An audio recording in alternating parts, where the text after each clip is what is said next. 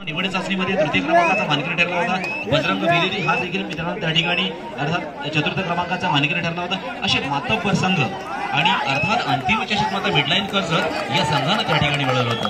अशी ही कबड्डी स्पर्धा या ठिकाणी आपण खेळत असताना पाहतोय, कारण रायगड जिल्ह्यातील निवड चाचणी अजिंक्यपद कबड्डी स्पर्धेमध्ये जे 3 नामांकित संघ आहेत ते मात्र आजच्या कबड्डी स्पर्धेत सहभागी झालेले आहेत, ज्यामध्ये इकडे नवतरुण कारावी असेल, सरी असेल किंवा बजरंग बेली असेल, त्या तीनही संघांना आम्ही धन्यवाद देणार आहोत आणि चांगल्या खेळासाठी मात्र शुभेच्छा देणार आहोत।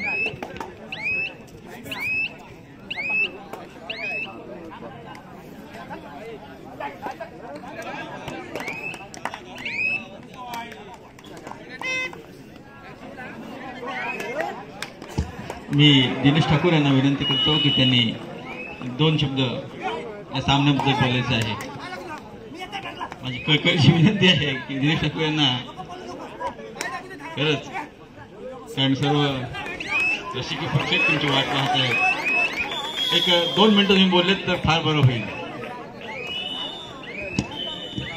या ठिकाणी आदरणीय अतिश रामकृष्ण ठाकूर विनंती असते आपण व्यासपीठावर स्थानापन्न व्हायचं आहे। खऱ्या अर्थानं मंडळाच्या वतीनं आपल्याला देखील सन्मानित केलं जाणार आहे, अर्थात आपला देखील या ठिकाणी सत्कार सोहळा मात्र या ठिकाणी केला जाणार। एअरफोर्स ऑफिसर म्हणून खऱ्या अर्थानं आपण कार्यरत असताना या ठिकाणी आमच्या गावाचा सन्मान आहात, आमच्या गावाचा अभिमान आहात, म्हणून आपल्याला देखील आम्ही मंडळाच्या वतीने मान आहे आणि अर्थातच म्हणून आम्ही मंडळाच्या वतीनं आपला यथोचित सन्मान मात्र करणार आहोत। मी मंडळाचे अध्यक्ष आपणास विनंती करणार आहे, अर्थात महादेव धर्माजी ठाकूर, मी आपणास विनंती करणार आहे आपल्या शुभहस्ते या ठिकाणी अतिश रामकृष्ण ठाकूर यांना सन्मानित करायचं आहे। एक महत्त्वपूर्ण सत्कार आहे, महत्त्वपूर्ण सन्मान आहे, जो खरं तर आपल्या गावाचा नावलौकिक वाढवणारा सत्कार आहे, नावलौकिक वाढवणारा एक सन्मान आहे।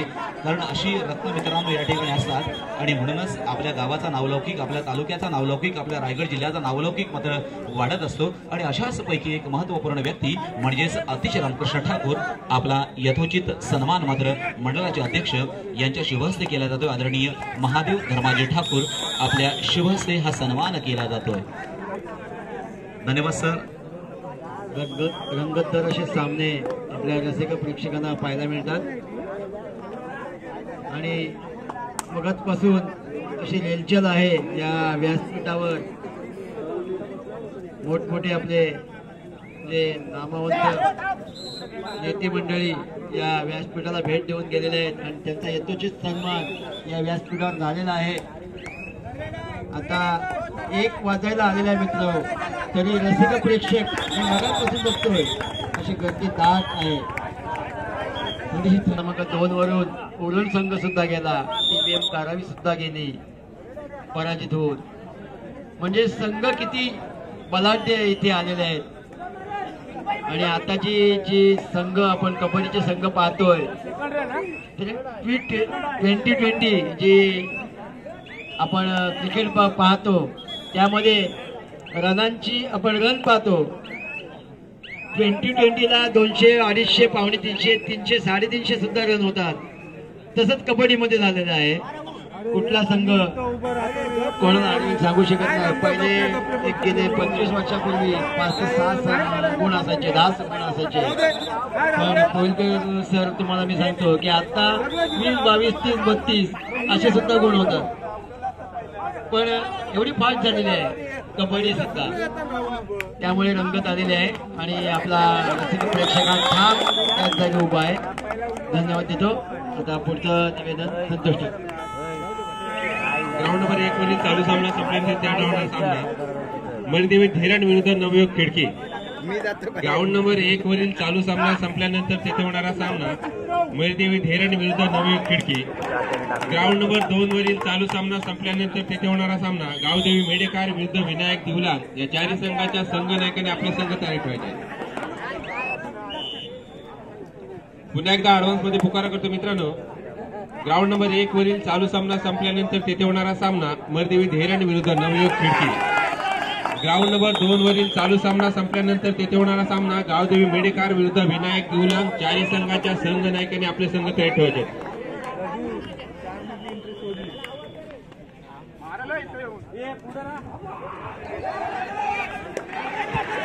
धन्यवाद सर। खऱ्या अर्थानं आपण देखील खूप चांगल्या पद्धतीने या ठिकाणी समालोचन करत आहात। मैदान क्रमांक 2 वरील सामना देखील पाहण्यासारखा आहे। अर्थात आता मात्र दुसऱ्या फेरीमध्ये ज्या वेळेला या संघानं प्रवेश केला ना त्या वेळेला खऱ्या अर्थाने या संपूर्ण कबड्डी स्पर्धेचं वेटेज मात्र वाढत गेलं. या कबड्डी स्पर्धेचं वजन मात्र वाढत गेलं. म्हणजेच एक चांगला गुणवत्तापूर्ण खेळ आपल्याला प्रत्येकाला या मैदानावर अर्थात प्रत्येक मैदानावर आपल्याला पाहायला मिळतो. आपण जरी मैदान क्रमांक 3चा विचार केला तिकडे नागेश्वर आवास वर्सेस कोल्वे या दोन संघांमध्ये खेळ आहे. 7-12 असा गुणफलक आहे. म्हणजेच कोल्वे संघाकडे 12 आहेत आणि नागेश्वर आवास संघाकडे मात्र 7 गुण आहेत. कारण पहिल्या फेरीमध्ये एक महाबलाढ्य अर्थात गुरुडूस संघाला मात्र नक्कीच मैदान क्रमांक 2 साठी 7-13 म्हणजे काहीसं पारड जड झालेलं दिसतोय. ते निश्चितपणे नवतरुण कारावी या संघाचं. नवतरुण कारावी संघ देखील तितकाच जबरदस्त खेळ करणारा आपण पाहतोय. अनेक संघांना अनेक वेळेला पराभूत करणारा संघ. ही धमक आहे, ही हिंमत आहे आणि याच धमकीनं याच हिमतीनं प्रत्येक संघ मात्र इथे मैदानावर ठामपणे उतरलाय. कारण सेल्फ कॉन्फिडन्स देखील मित्रांनो तितकंच महत्त्वाचं आहे. स्वतःचा आत्मविश्वास हा देखील मित्रांनो आपल्याला पुढे घेऊन जाण्यासाठी सातत्यानं मदत करत असतो. म्हणजे ज्यानं विश्वास गमावला तो मात्र शून्य असतो आणि ज्यानं खऱ्या अर्थानं विश्वास ठेवला तो मात्र खऱ्या अर्थानं पुढे जात असतो. इथे मात्र पुन्हा एकदा 8-13 अशा गुणफलकावर या ठिकाणी मैदान क्रमांक 2 वरच्या आमच्या रसिक प्रेक्षकांना एक उत्तम खेळाचं प्रदर्शन मात्र पाहायला मिळत आहे. आणि इथे किती 1 2 3 4 5 6 6 एक जबरदस्त 6 मात्र आपण राज पाटीलच्या माध्यमातून पाहिला. मैदान क्रमांक 2 साठी असे चौकार षटकार कबड्डीमध्ये देखील सातत्यानं आपण अनेक वेळेला पाहत असतो.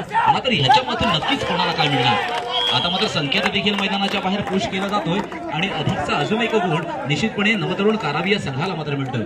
नवतरुण कारावी हा देखील एक महाबलाढ्य संघ आहे ज्याच्यामध्ये मिथुन मुकल असेल, राज पाटील असेल असे अनेक खेळाडू मात्र आपला खेळ मात्र त्या ठिकाणी करतात. विपुल देखील असेल, रोहित देखील असेल असे एक गुणवंत खेळाडू अर्थात त्या संघामध्ये खेळत असताना आपण पाहतोय. प्रतिस्पर्धी संघावर कदाचित या ठिकाणी जड होणार का, प्रतिस्पर्धी संघाला मात्र कुठेतरी जड जाणार का, हे काहीसं चित्र मात्र आपण गुणफलक पाहिल्यानंतर आपल्याला पाहायला मिळतोय. कारण गुणफलकावर लागलेला आहे 9-20 म्हणजे नक्कीच एक दशकामध्ये आपण पाहतोय. दशकाची संख्या आपण पाहतोय अर्थात नवतरुण कारावीकडे आणि एकक रुपयाची संख्या आपण पाहतोय अर्थात या ठिकाणी पेजारी संघाकडे. कारण होत्याचं नव्हतं व्हायला देखील मित्रांनो वेळ लागत नसतो. कारण पेजारी हा संघ देखील काही कच्च्या गुरुचा चेला नाहीये. हे अगोदरच या ठिकाणी आम्ही म्हटलं होतं आणि त्या पद्धतीनं खेळ तसा पेजारी संघाच्या माध्यमातून होणार का. चला मैदान क्रमांक 1 साठी या ठिकाणी सामना मात्र मध्यंतरासाठी थांबलेला आहे. पुढील ज्या 2 संघांना मी निमंत्रित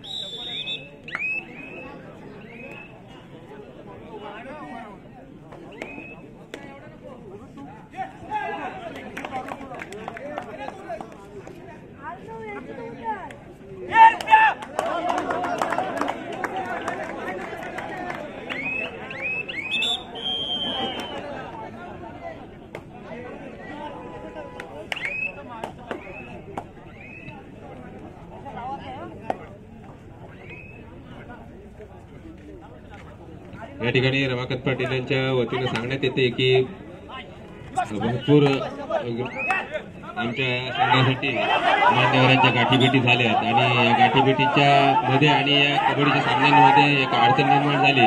गावातील कोणाचं एक चुकून नाव सांगितलं घ्यावी या गडबडीमध्ये कबड्डी स्पर्धेच्या खेळामध्ये रंगताना आणि मोठ्या मान्यवरांच्या गाठीभेटी करत असताना चुकून कोणाचा सत्कार या ठिकाणी राहिले असेल तर चूकभूल घ्यावी अशा ठिकाणी या ठिकाणी सांगण्यात येत आहे.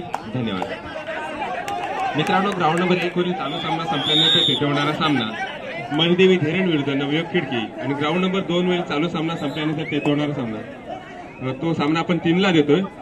ग्राउंड नंबर 3 वरील चालू सामना संपल्यानंतर तिथे होणारा सामना गावदेवी मेडेकार विरुद्ध विनायक दिवला.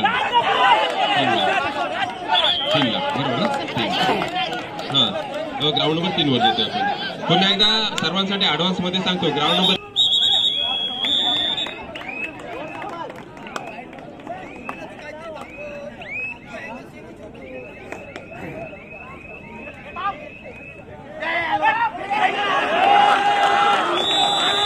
लक्षात घ्या मित्रांनो मैदान क्रमांक 2 साठी यापुढे होणारा सामना असेल कमलेश्वर सुतारपडा वर्सेस गजानन स्पोर्ट्स शहापूर. हा 3ऱ्या फेरीचा सामना असेल आणि मैदान क्रमांक 3 वर आणि मैदान क्रमांक 1 वर होणारे हे 2ऱ्या फेरीचे शेवटचे सामने असतील.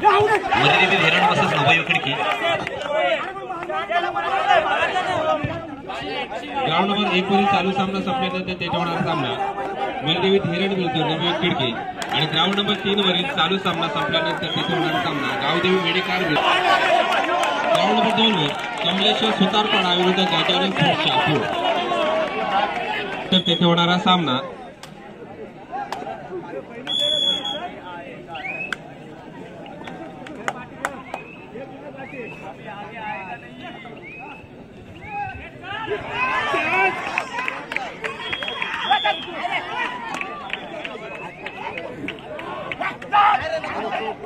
ग्राउंड नंबर 1 वरील चालू सामना संपल्यानंतर होणारा सामना मरदेवी धीरण विरुद्ध नवयुग खिडकी ग्राउंड नंबर 3 वरील चालू सामना संपल्यानंतर तिथे होणारा सामना गावदेवी मेडेकार विरुद्ध विनायक देवला आणि ग्राउंड नंबर 2 वरील चालू सामना संपल्यानंतर तिथे होणारा सामना कमलेश्वर सुतारपाडा विरुद्ध गजानन स्पोर्ट्स शहापूर या साही संघाच्या संघनायकाने आपले संघ तयारी ठेवायचे.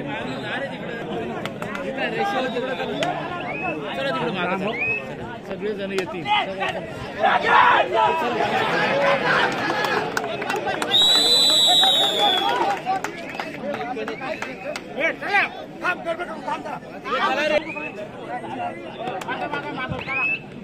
अतिशय अटीतटीचा सामना मात्र मैदान क्रमांक 2 वर देखील आपल्याला पाहायला मिळतोय, ज्यामध्ये निश्चितपणे नवतरुण कारागृह नूतन मसोबा पेझारी असे दोन संघ मात्र एकमेकांसमोर उभे राहिलेत. एकमेकांसमोर मात्र खेळत असताना आपण पाहतोय 22-25 चा गुणफलक आहे. अर्थात काही गुणांची अजून देखील आघाडी आपण प्रतिस्पर्धी संघ म्हणत नवतरुण कारावी या संघाकडे आपल्याला पाहायला मिळते. आता मात्र संकेत काहीसा बदल या खेळामध्ये करणार का, या गुणांच्या मालिकेमध्ये काहीसा बदल मात्र संकेत करणार का, परंतु निश्चितपणे नाही. विपुल हा देखील तितकाच आक्रमक खेळ करणारा कबड्डीपटू आहे. अर्थात पोलीस दलामध्ये कार्यरत असणारा खेळाडू आहे. अर्थात महाराष्ट्र पोलीस ह्या संघामधून आपला उत्तम खेळ करणारा खेळाडू आहे. एक उत्तम उपरारक्षक आहे. रायगड जिल्ह्याच्या कबड्डी क्षेत्रामध्ये देखील अनेक वेळेला ज्यानं आपली गुणवत्ता सिद्ध केलेला खेळाडू आहे. आता मात्र प्रतिस्पर्धी संघावर मात करण्यासाठी आले राज पाटील युवा कबड्डी असेल किंवा रायगड जिल्हा प्रौढ कबड्डी असेल, अशा विविध कबड्डी क्षेत्राच्या माध्यमातून कबड्डीच्या माध्यमातून अनेक रसिकांच्या गळ्यातील ताईत बनलेले खेळाडू एक उत्तम चढाई बहादर आहे. एक चाणाक्षपणे कबड्डी खेळणारा एक चढाईपटू आहे. अनेक चला मैदान क्रमांक 3 साठी यायचं आहे. गावदेवी मेडेखार वर्सेस विनायक दिवलांग मैदान क्रमांक 3 चा ताबा घ्यायचा आहे. दोनही संघ मैदान क्रमांक 3 कडे चला. त्या ठिकाणी सामना मात्र संपलेला आहे. गावदेवी मेडेखार वर्सेस विनायक दिवलांग मैदान क्रमांक 3 कडे चला. चला मित्रांनो, आम्ही सांगतोय यजार्थानं काही वेगळं घडतंय का. मैदान क्रमांक 2 साठी आपण एक सुरुवातीपासून खरं तर कधी आमचं तर कधी तुमचं असाच खेळ मात्र या ठिकाणी केला जातोय. आणि सुपर रेड साठी अर्थातच त्या ठिकाणी मात्र एका चढाईमध्ये 3 गुण. दोन्ही संघांचं अभिनंदन. तिकडे जरा प्लीज लाईटचे पोल हलवू नका. संपूर्ण लाईट हलते बघा मैदानामधली. प्लीज विनंती आहे आपल्याला, तेवढी मात्र काळजी घ्या. प्रेक्षकांना विनंती करतो बॅरिकेड्सवर जोर टाकू नका. राज जंगम हा खेळाडू मित्रांनो खूपच चतुरस्थ असा खेळाडू आहे आणि कधी सामना फिरवेल याचा नियम नाही.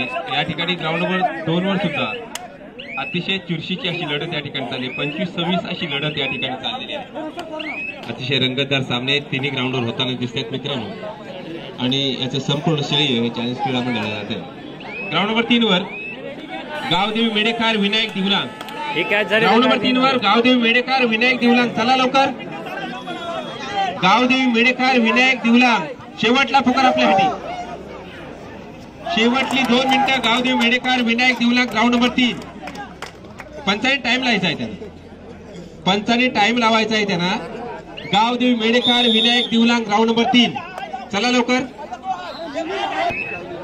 धन्यवाद मित्रांनो. खऱ्या अर्थानं चोरस काय असते ते आपण मैदान क्रमांक 2 वर पाहतोय. कारण काहीशा गुणांसाठीच कोणता तरी संघ मात्र या ठिकाणी मैदानाच्या बाहेर असणार आहे. आता मात्र पुन्हा एकदा एक गुण नक्कीच पेझारी संघाच्या बाजूने. तर आता मात्र पुन्हा एकदा आपण 26-27 असा गुणफलक पाहतोय. सुंदर एक लक्ष ठेवून आणि खऱ्या अर्थाने एक निरीक्षण करण्यासारखा सामना आपण मैदान क्रमांक 2 वर पाहतोय मित्रांनो. 2 वर चालू सामना नवतरुण कारावी वर्सेस नूतन मसोबा पेझारी या दोन संघांमध्ये काही. चला मैदान क्रमांक 3 वर आले का.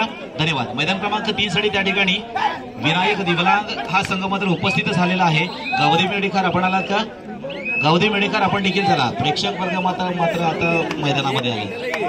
अगदीच बाजूला थांबू नका. आपल्या खेळाडूंना त्रास होईल असं मात्र अपेक्षित नाहीये. चला मैदान क्रमांक 3 साठी गावदेव मेडेकर आपण चला गावदेव मेडेकर पाटील स्वयंसेवकांना विनंती करा आपण ग्राउंड नंबर 1 आणि 3 मध्ये जो प्रेक्षक वर्ग आहे त्यांना प्रेक्षक स्वयंसेवक सगळ्या लवकर ग्राउंड 1 आणि 2 आणि 3 मध्ये जो प्रेक्षक वर्ग आहे त्या प्रेक्षकांना त्या बॅरिकेडच्या बाहेर घालवा. खेळाची जादू अनेक वेळेला मिथुन मोकळच्या माध्यमातून मित्रांनो आपण पाहिली. मिथुन मोकळ